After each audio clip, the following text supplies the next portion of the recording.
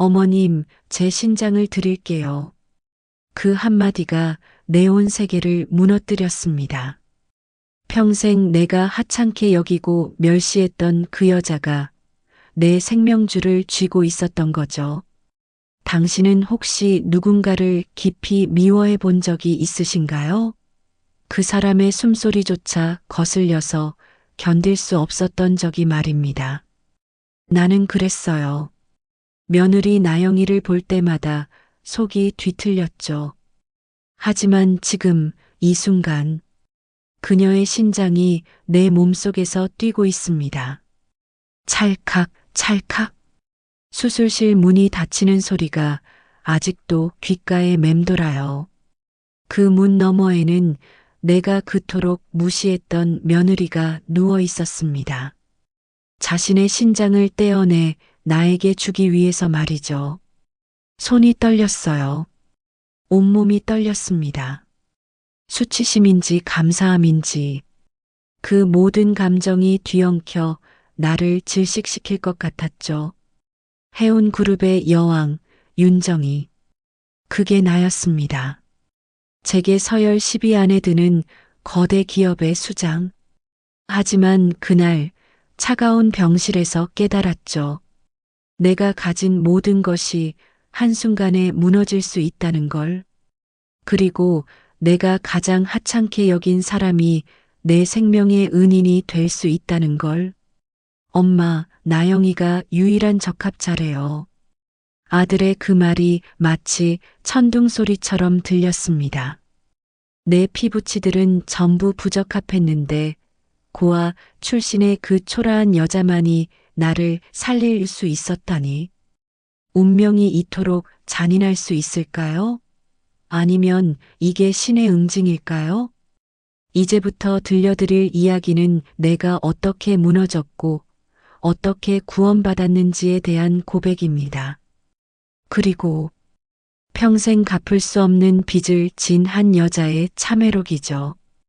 그날 아침도 나는 평소처럼 새벽 5시에 눈을 떴습니다. 침대 옆 탁자에 놓인 물 한 잔을 마시고 창밖을 내다봤죠. 해운 그룹 회장의 하루는 언제나 이렇게 시작됩니다. 정확하고 규칙적이고 완벽하게.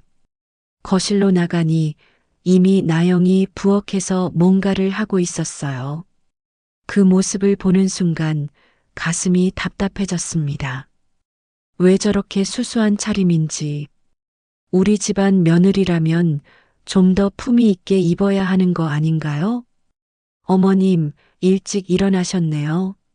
나영이 조심스럽게 인사했지만 나는 대답하지 않았습니다. 그저 차가운 시선으로 그녀를 훑어볼 뿐이었죠. 고아원 출신.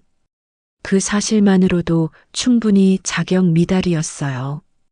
아들 민준이 왜 저런 여자를 선택했는지 도무지 이해할 수 없었습니다. 명문가 딸들이 줄을 서서 기다렸는데 말이죠. 재산도 학벌도 심지어 미모조차 평범한 여자. 우리 집안의 격을 떨어뜨리는 존재였어요. 오늘 저녁에 가족 모임이 있다는 거 잊지 않았겠죠? 내가 차갑게 말했습니다. 나영은 조용히 고개를 끄덕였죠. 그 순종적인 태도가 오히려 더 거슬렸어요. 차라리 반항이라도 하면 혼낼 구실이라도 생길 텐데. 회사에 도착한 나는 곧바로 회장실로 향했습니다. 비서가 오늘의 일정을 브리핑했죠. 오전에는 이사회, 오후에는 중요한 투자자 미팅이 잡혀 있었어요. 해운 그룹을 이끄는 건 쉬운 일이 아니었지만 나는 완벽하게 해냈습니다. 언제나 그랬듯이. 점심시간 잠깐 쉬면서 가족 사진을 봤어요. 민준과 나영의 결혼식 사진이었죠. 민준은 환하게 웃고 있었지만 나는 그날도 마음이 무거웠습니다. 왜 하필 저 여자였을까? 내가 원했던 며느리는 재벌가 딸이거나 최소한 전문직 여성이었는데 저녁 대저택 식당에는 가족들이 모였습니다. 민준과 나영, 그리고 딸 민서까지. 나는 상석에 앉아 그들을 내려다봤죠. 특히 나영을. 오늘도 브랜드 없는 평범한 원피스를 입고 있었어요.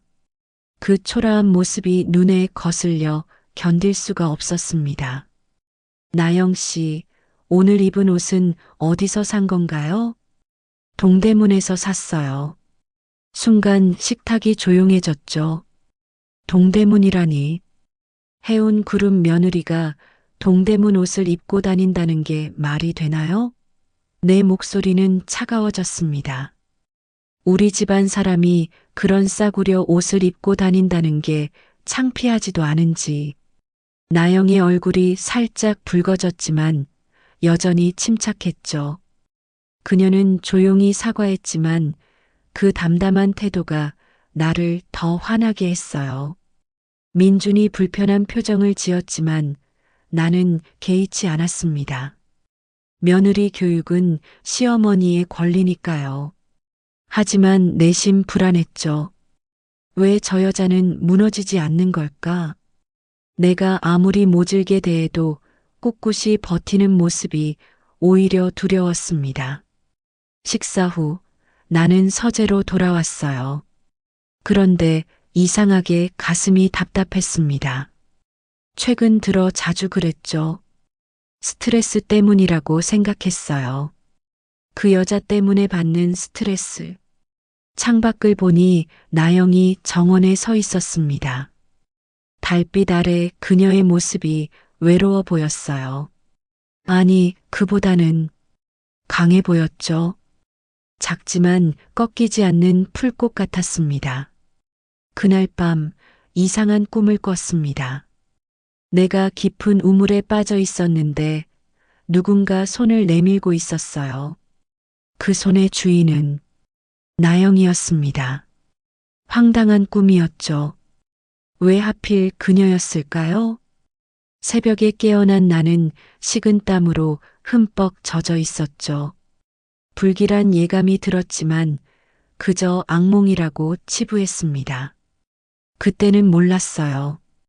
그 꿈이 곧 현실이 될 거라는 걸. 다음 날 회사에서 중요한 회의가 있었습니다. 신규 항로 개설 건이었죠. 그런데 갑자기 머리가 어지러웠어요. 눈앞이 흐려지고 비서가 걱정스럽게 물었지만 나는 괜찮다고 손을 저었습니다. 하지만 전혀 괜찮지 않았죠. 뭔가 심상치 않은 일이 시작되고 있었던 겁니다. 그날 이후로 어지러움은 더 자주 찾아왔어요. 하지만 나는 병원에 가지 않았습니다. 인정하고 싶지 않았죠. 완벽한 내가 무너질 수는 없으니까요. 한 달 후 우리 집에서는 연례 자선 파티가 열렸습니다. 재계와 정계 인사들이 모두 모이는 중요한 행사였죠.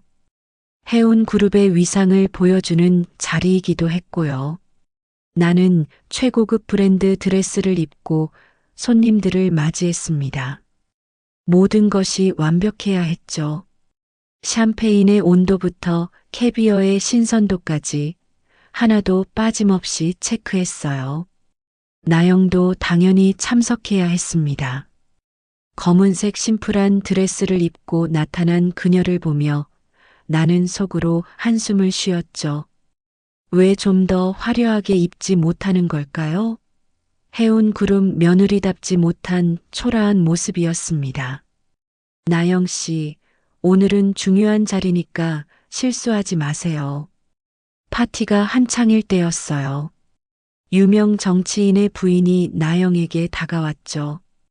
그녀가 어디 집안 출신인지 묻자 나는 귀를 기울였습니다. 나영이 뭐라고 대답할지 궁금했죠. 거짓말을 할까요? 아니면 창피해서 얼버무릴까요? 저는 특별한 집안은 아니에요. 하지만 사랑하는 가족을 만나 행복합니다. 의외로 담담한 대답이었어요. 손님은 오히려 감동한 듯 미소를 지었죠. 하지만 나는 속으로 부글부글 끓었습니다. 저게 자랑이라고 떳떳하게 말하는 건가요? 우리 집안의 품격을 떨어뜨리는 발언이었죠. 파티 중간 나는 일부러 나영을 불렀어요. 샴페인을 가져오라고 시켰습니다. 직원들이 해야 할 일이었지만 그녀를 시험해 보고 싶었죠. 나영은 조용히 샴페인을 가지러 갔습니다. 그런데 돌아오는 길에 쨍그랑 누군가와 부딪혀 샴페인 잔이 바닥에 떨어졌습니다. 유리 조각이 사방으로 튀었고 황금빛 샴페인이 대리석 바닥에 쏟아졌죠. 순간 파티장의 모든 시선이 나영에게 쏠렸어요. 절호의 기회였습니다. 이게 뭐 하는 짓입니까? 내 목소리가 홀 전체에 울려 퍼졌습니다. 나영의 얼굴이 새빨갛게 달아올랐죠. 그녀는 깊이 고개를 숙이며 사과했지만 나는 멈추지 않았어요. 이런 중요한 자리에서 실수를 하다니. 이래서 출신이 중요한 거라고. 교육을 제대로 못 받은 사람은 이런 자리에서 어떻게 행동해야 하는지도 모른다고. 홀이 조용해졌습니다. 나영은 고개를 깊이 숙였지만 떨지는 않았어요. 그 담담함이 나를 더 화나게 했죠. 마치 유리 속에 갇힌 나비 같았습니다. 아름답지만 닿을 수 없는. 왜 무너지지 않는 거죠? 왜 눈물을 보이지 않는 거예요? 민준이 다가와 나영을 감쌌지만 나는 이미 할 말을 다 했습니다. 파티장의 분위기는 어색해졌고 손님들은 서둘러 자리를 떴죠. 나는 승리감을 느꼈어야 했는데 이상하게 공허했습니다. 파티가 끝난 후 나는 서재에서 와인을 마시고 있었어요. 창밖으로 정원이 보였죠. 나영이 혼자 벤치에 앉아 있었습니다. 울고 있을 거라 생각했는데 아니었어요. 하늘을 올려다보고 있었죠. 표정은 놀랍도록 평온했습니다. 민준이 나영에게 다가가 안아주는 모습이 보였어요. 두 사람이 속삭이는 소리는 들리지 않았지만 나영이 민준의 품에서 작게 미소 짓는 게 보였죠. 그 미소를 보는 순간 이상한 감정이 들었습니다. 외로움이었을까요? 나는 언제 마지막으로 저렇게 따뜻한 포옹을 받아봤던가요? 다음 날 아침 평소보다 늦게 일어났습니다. 머리가 무겁고 속이 메스꺼웠죠. 최근 들어 자주 그랬어요. 식당에 내려가니 나영이 죽을 준비하고 있었습니다. 그녀는 내가 속이 안 좋을 거라는 걸 어떻게 알았을까요? 한 숟가락 떠먹으니 놀랍게도 속이 편안해졌습니다. 완벽한 간이었죠. 어머님, 병원에 한번 가보시는 게 필요 없어요. 단호하게 거절했습니다. 내가 약한 모습을 보일 수는 없으니까요. 특히 그녀 앞에서는. 하지만 그날 오후 회사에서 또 어지러움을 느꼈어요. 이번엔 더 심했습니다. 시야가 흐려지고 다리에 힘이 풀렸죠. 뭔가 잘못되고 있다는 걸 직감했지만 그 일이 있은 후 나는 나영을 더 자세히 관찰하기 시작했습니다. 적을 알아야 한다는 핑계였죠. 하지만 관찰할수록 의외의 면들이 발견되었어요. 새벽 5시 나영은 항상 일어났습니다. 조용히 부엌에서 하루를 준비했죠. 내 건강을 위한 특별한 차를 끓이고 영양 균형을 맞춘 아침 식단을 짜고 그녀의 움직임은 정확하고 효율적이었어요. 마치 오랜 경험이 있는 사람처럼 능숙했습니다. 어느 날 아침 민준이 나영에게 물었습니다. 오늘은 어디 가니? 보육원에 가요. 아이들 생일 파티가 있거든요. 보육원? 나는 귀를 의심했습니다. 그녀가 보육원에 다닌다고? 해운 그룹 며느리가 그런 곳에 왜 가는 거죠? 그날 오후 비서에게 조용히 지시했죠. 나영이 가는 보육원이 어딘지 알아보라고. 몇 시간 후 보고를 받았습니다. 성북구의 희망 보육원. 나영이 3년째 매주 봉사활동을 하고 있다더군요. 결혼 직후부터 꾸준히 다녔다는 겁니다. 호기심이 생겼습니다. 직접 가보기로 했죠. 보육원에 도착했을 때 놀라운 광경을 목격했어요. 나영이 아이들에게 둘러싸여 있었는데 그 표정이 내가 한 번도 본 적 없는 환한 미소였습니다. 진심으로 행복해 보였죠. 우리 집에서는 항상 긴장하고 조심스러워하던 그녀가 여기서는 완전히 다른 사람이었어요. 나영 선생님, 오늘도 동화책 읽어주실 거예요? 한 아이가 나영의 치맛자락을 잡고 물었죠. 나영은 상냥하게 아이의 머리를 쓰다듬으며 대답했습니다. 그녀의 목소리는 따뜻했어요. 우리 집에서는 들어본 적 없는 톤이었죠. 원장을 만나 조심스럽게 물어봤어요. 나영이 어떤 사람인지, 얼마나 자주 오는지. 원장의 대답은 충격적이었습니다. 나영 씨는 우리 보육원의 천사예요. 매주 빠짐없이 오시고 후원금도 정기적으로 보내주시죠. 후원금? 그녀가 무슨 돈으로? 우리 집에서 용돈을 주는 것도 아닌데. 온라인으로 번역 일을 하신대요. 밤에 틈틈이 일하시는 것 같더라고요. 번 돈은 거의 다 여기에 쓰신답니다. 충격이었습니다. 낮에는 시댁 일을 하고 밤에는 돈을 벌어 보육원에 기부한다고요? 그녀가 그런 사람이었다니. 내가 그동안 얼마나 잘못 봤던 걸까요? 보육원을 나오면서 복잡한 심정이었어요. 내가 그동안 뭘 본 걸까요? 겉모습만 보고 판단했던 건 아닐까요? 초라한 옷차림 뒤에 숨겨진 그녀의 진짜 모습을 나는 전혀 몰랐던 겁니다. 집에 돌아오니 나영이 정원에서 화초를 가꾸고 있었습니다. 작은 손으로 정성스럽게 흙을 다지는 모습이 애처로워 보였죠. 아니, 아름다워 보였어요. 처음으로 그런 생각이 들었습니다. 어머님, 어디 다녀오셨어요? 나는 얼버무리며 대답했습니다. 보육원에 갔다고 말할 수는 없었죠. 그녀가 향긋한 카모마일 차를 가져왔어요. 차를 마시면서 나는 용기를 내어 물었습니다. 나영 씨, 당신 행복한가요? 네, 행복해요. 사랑하는 사람과 함께 있으니까요. 내가 이렇게 구박해도 내 입에서 뜻밖의 말이 나왔죠. 나영은 잠시 침묵하다가 조용히 대답했습니다. 어머님도 아프신 거잖아요. 표현이 서투르실 뿐이라고. 순간 가슴이 찔렸습니다. 그녀가 나를 그렇게 봤다니. 연민? 이해? 아니면 그저 착한 마음? 그날 밤 또 꿈을 꿨어요. 이번엔 어두운 바다에 빠져 있었는데 나영이 빛나는 손을 내밀고 있었죠. 왜 계속 이런 꿈을 꾸는 걸까요? 다음 날 드디어 병원에 갔습니다. 더는 미룰 수 없었어요. 계속되는 어지러움과 피로감. 뭔가 심각한 일이 일어나고 있다는 걸 직감했죠.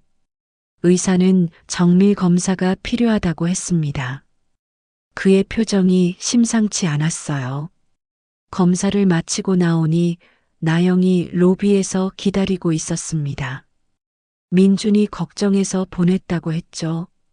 그녀의 팔에 기댄 나는 처음으로 나영의 체온을 느꼈습니다. 따뜻했어요. 그리고 든든했죠. 고마워요. 나도 모르게 그 말이 나왔고 나영은 놀란 듯 나를 봤습니다. 하지만 곧 부드럽게 미소 지었죠. 그 미소가 왜 그렇게 아름다워 보였을까요? 그때는 몰랐습니다. 며칠 후 검사 결과가 나오기까지 일주일. 그 일주일 동안 나는 평소처럼 행동하려 애썼습니다. 하지만 몸은 점점 나빠지고 있었죠. 피로감이 심해지고 얼굴은 붓기 시작했어요. 거울을 볼 때마다 낯선 내 모습에 놀랐습니다. 그날은 중요한 이사회가 있는 날이었습니다. 해운그룹의 미래를 결정할 신규 항로 개설건이었죠. 나는 평소처럼 카리스마 있게 회의를 주재하려 했습니다. 이번 분기 실적은 예상을 뛰어넘었습니다. 하지만 발표를 하던 중이었어요. 갑자기 세상이 빙글빙글 돌기 시작했습니다. 테이블을 붙잡으려 했지만 손에 힘이 들어가지 않았어요. 그리고 쿵! 내가 쓰러지는 소리가 회의실에 울려 퍼졌습니다. 이사들의 비명소리, 급하게 달려오는 발소리들. 하지만 나는 아무것도 할 수 없었어요. 의식이 점점 흐려져 갔죠. 눈을 떴을 때 나는 병원에 있었습니다. 하얀 천장, 소독약 냄새, 그리고 걱정스러운 얼굴들. 민준, 민서, 그리고 나영까지. 왜 그녀가 여기 있는 거죠? 어머니, 정신이 드세요? 민준의 목소리에는 울음이 섞여 있었습니다. 나는 대답하려 했지만 목소리가 제대로 나오지 않았어요. 온몸에 힘이 없었죠. 무너진 거예요. 철옹성 같던 내가 완전히 무너진 겁니다. 의사가 들어왔습니다. 그의 표정은 심각했어요. 가족들과 함께 말씀드려도 되냐고 물었고 나는 고개를 끄덕였죠. 그리고 그가 내린 진단은 윤정희 회장님은 만성 신부전증 말기입니다. 그 순간 시간이 멈춘 것 같았어요. 만성 신부전증? 말기? 그게 무슨 말이죠? 나는 항상 건강관리에 철저했는데, 최고의 주치의가 관리했는데, 즉시 투석을 시작해야 하고 신장 이식이 시급합니다. 의사의 말이 계속됐지만 나는 제대로 듣지 못했어요. 머릿속이 하얗게 변했죠. 신장 이식? 그게 얼마나 어려운 일인지 나도 알고 있었습니다. 민준이 흐느꼈고 민서는 충격으로 입을 다물지 못했죠. 하지만 나영은 조용히 내 손을 잡았습니다. 그 손이 따뜻했어요. 아무 말 없이 그저 내 손을 잡고 있었죠. 며칠 동안 가족들은 모두 장기 기증 검사를 받았습니다. 민준도 민서도 심지어 사촌들까지. 하지만 결과는 절망적이었어요. 아무도 적합하지 않았습니다. 내 피부치들 중 단 한 명도 나를 구할 수 없었던 거죠. 병실은 침묵에 잠겼습니다. 죽음의 그림자가 드리워진 침묵이었죠. 평생 강철처럼 살았던 나, 윤정희가 이렇게 무력하게 무너지다니. 해운그룹의 모든 재산과 권력도 지금 이 순간에는 아무 소용이 없었어요. 그때였습니다. 나영이 조용히 입을 열었죠. 저도 검사를 받아보고 싶습니다. 순간 모두가 그녀를 바라봤어요. 민주는 놀란 표정이었고 민서는 이해할 수 없다는 듯 고개를 저었죠. 나도 믿을 수 없었습니다. 내가 그토록 멸시했던 그녀가. 그리고 며칠 후 기적 같은 일이. 검사 결과를 듣고 일주일이 지났습니다. 나는 VIP 병실에 누워 천장만 바라보고 있었어요. 한때 해운그룹을 호령하던 내가 이제는 침대에서 일어나는 것조차 힘들었죠. 투석을 시작했지만 그건 임시 방편일 뿐이었습니다. 의사는 명확하게 말했어요. 신장 이식 없이는 길어야 1년. 그것도 운이 좋을 때의 이야기라고. 죽음이라는 단어가 이렇게 가까이 있을 줄은 몰랐습니다.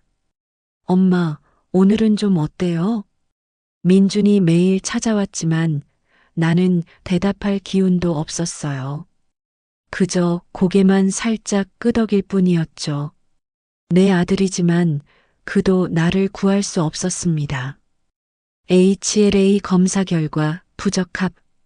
그 차가운 진단이 우리 사이를 갈라놓은 것 같았어요. 민서도 마찬가지였습니다. 딸아이는 매일 울면서 병실을 찾았지만 그녀의 눈물도 나를 살릴 수는 없었죠. 심지어 내 동생들, 조카들까지 모두 검사를 받았지만 결과는 똑같았습니다. 부적합, 부적합, 부적합. 병실 창밖으로 보이는 하늘은 잿빛이었어요.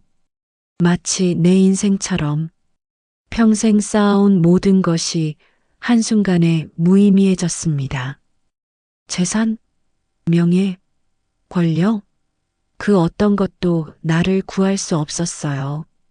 나영은 매일 조용히 병실을 찾았습니다. 말없이 내 곁을 지켰죠. 화병에 꽃을 갈아 꽂고 이불을 정리하고 창문을 열어 환기를 시켰어요. 마치 친딸처럼. 아니, 친딸보다 더 정성스럽게. 어머님, 오늘은 국화차를 가져왔어요. 마음이 편안해지실 거예요. 그녀의 목소리는 여전히 부드러웠습니다. 내가 그토록 모질게 대했는데도 이상했어요. 왜 그녀는 나에게 잘하는 걸까? 무슨 속셈이 있는 걸까? 어느 날 밤이었습니다. 투석 후유증으로 온몸이 떨리고 있을 때였죠. 나영이 내 손을 잡았어요. 어머님, 제가 검사를 받아보고 싶어요. 처음에는 제대로 듣지 못했습니다. 아니, 믿을 수 없었죠. 뭐라고? 신장 적합성 검사요. 저도 받아보고 싶습니다. 순간 병실이 조용해졌어요. 민준이 놀란 표정으로 아내를 바라봤고 민서는 입을 다물지 못했죠. 나는 할 말을 잃었습니다. 나영아, 무슨 소리야? 내가 왜? 민준이 황급히 말렸지만 나영의 표정은 단호했어요. 어머님도 누군가의 소중한 어머니세요. 그냥 두고 볼 수 없어요. 그녀의 눈에는 눈물이 고여 있었습니다. 연기가 아니었어요. 진심이었죠. 내가 그토록 멸시했던 그 여자가 나를 위해 자신의 장기를 내놓겠다고. 며칠 후 검사 결과가 나왔습니다. 의사가 들어왔을 때 그의 표정이 이상했어요. 놀라움과 안도가 섞인 표정이었죠. 기적입니다.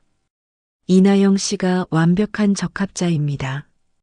그 말을 듣는 순간 나는 숨을 쉴 수가 없었어요. 완벽한 적합자? 내 피부치들은 모두 부적합했는데 고아 출신의 그 여자가 운명이 이렇게 잔인할 수 있나요? 아니면 이게 신의 뜻일까요? 병실은 다시 침묵에 잠겼습니다. 하지만 이번엔 다른 침묵이었어요. 희망과 두려움이 뒤섞인 침묵. 나는 나영을 바라봤습니다. 그녀는 조용히 미소 지고 있었죠. 마치 이미 결정한 것처럼. 정말 기증하겠다는 거예요? 내 목소리는 떨렸습니다. 평생 떨어본 적 없는 내가. 네, 어머님. 단 2마디. 하지만 그 2마디가 내 운명을 바꿨습니다. 민준이 아내를 말리려 했지만 나영은 이미 마음을 정한 것 같았어요. 그녀의 눈빛은 흔들리지 않았죠. 오히려 평온해 보였습니다. 마치 오래전부터 준비한 일인 것처럼. 그날 밤 나는 잠을 이룰 수 없었어요. 천장을 바라보며 생각했죠. 왜 그녀는 나를 구하려는 거지? 내가 그녀에게 해준 게 뭐가 있다고? 오히려 상처만 줬는데. 창밖에는 보름달이 떠 있었습니다. 그 달빛이 병실을 은은하게 비추고 있었죠. 문득 깨달았어요. 내가 평생 추구했던 완벽함이란 게 얼마나 공허한 것이었는지, 진짜 가치 있는 것은 따로 있었다는 걸. 검사 결과가 나온 다음 날 가족회의가 열렸습니다. 병실이 아닌 별도의 상담실에서였죠. 민준, 민서, 그리고 나영. 의사도 함께였어요. 이나영 씨의 신장이 완벽하게 일치합니다. 혈액형, 조직 적합성, 모든 면에서 이상적이에요. 이런 경우는 정말 드뭅니다. 의사의 설명이 이어졌지만 나는 나영만 바라보고 있었어요. 그녀는 담담한 표정이었죠. 마치 남의 일인 것처럼. 하지만 기증자에게도 위험이 있습니다.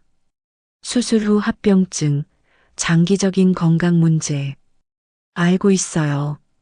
나영이 의사의 말을 잘랐습니다. 그녀의 목소리는 차분했어요. 그래도 하겠습니다. 나영아, 다시 한번 생각해봐. 내 건강도 중요해. 민준이 아내의 손을 잡으며 말했지만 나영은 고개를 저었습니다. 이미 결정했어요. 어머님을 그냥 두고 볼 수 없어요. 순간 내 눈에서 뭔가 뜨거운 것이 흘러내렸습니다. 눈물이었어요. 언제 마지막으로 울어봤던가요? 기억도 나지 않았죠. 왜 그러는 거예요? 내가 물었습니다. 떨리는 목소리로. 나는 당신에게 잘해준 적이 없는데, 오히려 상처만 줬는데. 나영은 잠시 침묵했습니다. 그리고 조용히 대답했죠. 어머님도 상처받으셨잖아요. 표현이 서투르셨을 뿐. 저는 알아요. 어머님이 얼마나 외로우셨는지, 얼마나 완벽해야 한다는 압박에 시달리셨는지. 그녀의 말에 나는 숨이 막혔습니다. 어떻게 알았을까요? 내가 감추려고 했던 그 모든 것을. 그리고 가족이잖아요. 가족은 서로를 포기하지 않는 거예요. 가족. 그 단어가 가슴에 박혔습니다. 내가 그녀를 가족으로 인정한 적이 있던가요? 단 한 번도 없었죠. 하지만 그녀는 나를 가족이라고, 어머니라고 부르고 있었습니다. 수술 날짜가 잡혔어요. 2주 후, 그 2주 동안 나는 많은 것을 돌아봤습니다. 내 삶을, 내 선택을, 내 오만함을. 나영은 매일 병실에 왔어요. 수술 준비를 하면서도 오히려 나를 위로했죠. 어머님, 걱정 마세요. 다 잘 될 거예요. 그녀가 더 걱정되는데 오히려 나를 안심시키려 했습니다. 그 모습이 너무나 대견하고 또 미안했어요.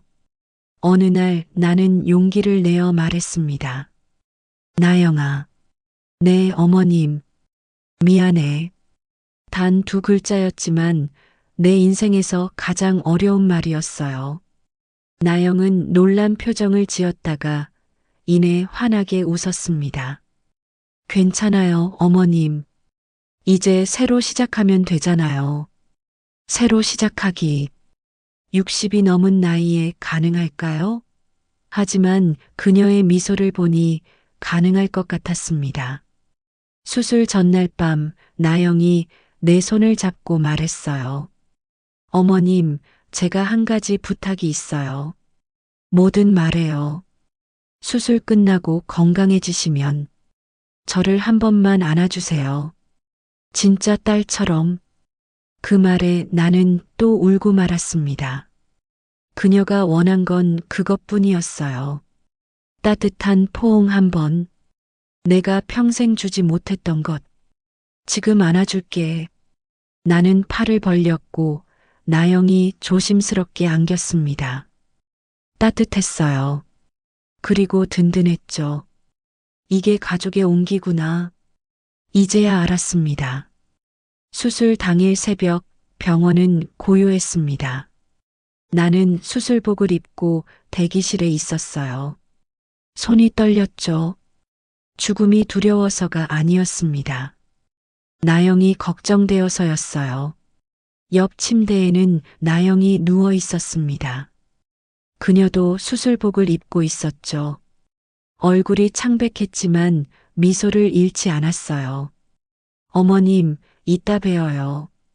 마치 잠깐 어디 다녀온다는 듯이 가볍게 인사했습니다. 하지만 우리 둘 다 알고 있었죠. 이게 얼마나 위험한 수술인지. 나영아, 정말 고마워. 내가 할 수 있는 말은 그것뿐이었어요. 나영은 고개를 끄덕였습니다. 어머님도 누군가의 소중한 어머니세요. 그리고 이제는 제 어머니이기도 하고요. 그 말을 마지막으로 우리는 각자의 수술실로 들어갔습니다. 마취제가 들어오면서 의식이 흐려졌어요. 마지막으로 본 것은 수술실의 하얀 천장이었죠. 꿈을 꿨습니다. 나영이 빛나는 날개를 달고 있었어요. 천사처럼 그녀가 내게 다가와 속삭였죠. 이제 괜찮을 거예요, 어머니. 그리고 깊은 어둠이 찾아왔습니다. 눈을 떴을 때 첫 번째로 느낀 건 몸이 가볍다는 거였어요. 그동안 짓누르던 무거움이 사라진 것 같았죠. 숨 쉬는 것도 편했고 머리도 맑았습니다. 엄마, 정신 들어요? 민준의 얼굴이 보였어요. 눈이 빨갛게 부어 있었죠. 울었나 봅니다. 수술은 성공한 거니? 네, 완벽하게 성공했대요. 나영이도 무사하고요. 나영. 그 이름을 듣자 가슴이 철렁했어요. 나영이는 괜찮아? 회복실에 있어요. 곧 일반 병실로 옮긴대요. 안도의 한숨이 나왔습니다. 그녀가 무사하다니. 그것만으로도 감사했어요. 이틀 후 나는 처음으로 나영을 만날 수 있었습니다. 휠체어를 타고 그녀의 병실로 갔죠. 나영은 침대에 누워 있었어요. 얼굴이 많이 야위었지만 여전히 미소를 짓고 있었습니다. 어머니, 오셨어요? 나영아. 말을 잇지 못했습니다. 뭐라고 해야 할지 몰랐어요. 감사하다는 말로는 부족했고 미안하다는 말로도 부족했죠. 어머니, 안색이 좋아지셨네요. 다행이에요. 오히려 그녀가 나를 걱정했습니다. 자기 몸에서 신장을 떼어준 사람이 누구를 걱정하는 거죠? 나영아, 내가 어떻게 이 은혜를 갚아야 할지. 은혜가 아니에요. 가족인걸요. 그녀의 말은 단순했지만 진실했습니다. 가족. 이제야 그 의미를 알 것 같았어요. 그 후로 우리는 같은 병실에서 회복기를 보냈습니다. 나는 날마다 좋아졌고 나영도 조금씩 기운을 차렸죠. 우리는 처음으로 진짜 대화를 나눴어요. 서로의 상처와 아픔, 그리고 희망에 대해. 어머니, 저 사실 어머니가 무서웠어요. 어느 날 나영이 고백했습니다. 하지만 동시에 안쓰러웠어요. 그렇게 완벽하려고 애쓰시는 모습이. 나도 너를 무서워했어. 내가 가진 그 순수함과 선함이 내가 잃어버린 것들이었으니까. 우리는 서로를 보며 웃었습니다. 처음으로 진짜 가족이 된 것 같았어요. 퇴원을 일주일 앞둔 날 의사가 최종 검사 결과를 가져왔습니다. 두 분 다 완벽하게 회복하고 계세요. 정말 기적 같은 일입니다. 기적? 그래요. 이건 기적이었습니다. 의학적 기적이 아니라 사랑의 기적이었죠. 퇴원하던 날 나는 처음으로 집이 아닌 나영의 병실로 갔습니다. 그녀는 아직 며칠 더 입원해야 했거든요. 손에는 작은 선물 상자를 들고 있었죠. 이게 뭐예요, 어머니? 열어봐. 상자 안에는 작은 브로치가 들어 있었습니다. 천사 모양의 브로치였죠. 내가 처음으로 나영을 위해 직접 고른 선물이었어요. 어머니, 나영의 눈에 눈물이 고였습니다. 너는 내 생명의 은인이야. 아니, 그 이상이야. 진짜 딸이야. 그 순간 나는 무너졌습니다. 평생 쌓아온 오만함과 차가움이 한순간에 무너져 내렸어요. 뜨거운 눈물이 쏟아졌죠. 멈출 수가 없었습니다. 미안해. 정말 미안해. 내가 너무 못됐어. 오열했습니다. 해운 그룹의 여왕, 윤정이가 처음으로 진심을 다해 울었어요. 나영이 내 손을 꼭 잡았습니다. 울지 마세요, 어머니. 이제 새로 시작하면 돼요. 하지만 눈물은 멈추지 않았습니다.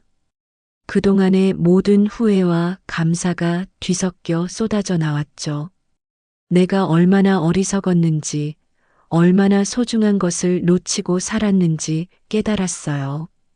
집으로 돌아온 후 나는 모든 것을 바꾸기 시작했습니다. 먼저 나영의 방을 새로 꾸몄어요. 가장 좋은 위치에 가장 예쁘게. 그리고 매일 아침 그녀를 위해 아침을 준비했죠. 서툴렀지만 정성을 다했습니다. 어머니, 제가 할게요. 아니야. 내가 하고 싶어. 처음으로 너를 위해 뭔가 하고 싶어. 나영이 태어난 날 온 가족이 모였습니다. 축하 파티였죠. 하지만 진짜 축하할 일은 따로 있었어요. 우리가 진짜 가족이 되었다는 것, 여러분께 발표할 게 있어요. 내가 일어섰습니다. 모두가 주목했죠. 오늘부로 나영이를 해운 그룹의 이사로 임명합니다. 모두가 놀랐어요. 특히 나영이 가장 놀랐죠. 어머니, 너는 자격이 충분해. 누구보다도. 그리고 덧붙였습니다. 그리고 내 전 재산의 절반을 나영이에게 상속합니다. 이번엔 민중과 민서도 놀랐어요. 하지만 이내 이해한 듯 고개를 끄덕였죠. 나영은 당황해서 어쩔 줄 몰라 했습니다. 어머니, 전 그런 걸 바라고 한 게 아니에요. 알아. 그래서 더 주고 싶어. 넌 내게 생명을 줬어. 그것도 2번이나. 2번. 육체적 생명과 정신적 생명. 나영은 내게 둘 다 선물했으니까요. 그날 밤 나는 일기를 썼습니다. 처음 써보는 일기였죠. 오늘 나는 다시 태어났다. 60세 나이에 새로운 삶을 시작한다. 나영이 준 이 생명을 헛되이 쓰지 않을 것이다. 남은 인생은 사랑하며 살 것이다. 진짜 가족으로서. 창밖을 보니 별이 빛나고 있었어요. 나영이 말했던 것처럼 새로운 시작이었습니다. 해운 그룹의 여왕은 죽었어요. 하지만 한 사람의 어머니가 태어났죠. 진짜 어머니가. 그리고 가끔, 정말 가끔 생각합니다. 만약 내가 쓰러지지 않았다면, 나영의 진심을 알지 못했다면, 아마 나는 평생 차가운 철옹성 속에서 외롭게 죽었을 거예요. 병은 내게 저주가 아니라 축복이었습니다. 나영을 알게 해준, 진짜 가족을 얻게 해준 축복. 이제 나는 압니다. 완벽함이란 흠 하나 없는 것이 아니라 서로의 흠을 감싸 안는 것이라는 걸. 진짜 강함은 무너지지 않는 것이 아니라 무너진 후에 다시 일어서는 것이라는 걸. 어머니, 차 한 잔 하실래요? 나영이 차를 가져왔습니다. 여전히 따뜻한 미소와 함께. 그래, 같이 마시자. 우리는 나란히 앉아 차를 마셨어요. 말이 필요 없는 편안한 시간이었죠. 이게 가족이구나. 이게 행복이구나. 가장 값비싼 빚. 그건 돈으로 갚을 수 없는 빚이었습니다. 평생 걸려도 다 갚을 수 없는. 하지만 나영은 말합니다. 사랑은 빚이 아니라고. 선물이라고. 그래요. 이건 선물이었습니다. 나영이 내게 준, 그리고 내가 이제야 받을 준비가 된 선물. 오늘도 나는 살아 있습니다. 나영의 심장과 함께, 나영의 사랑과 함께.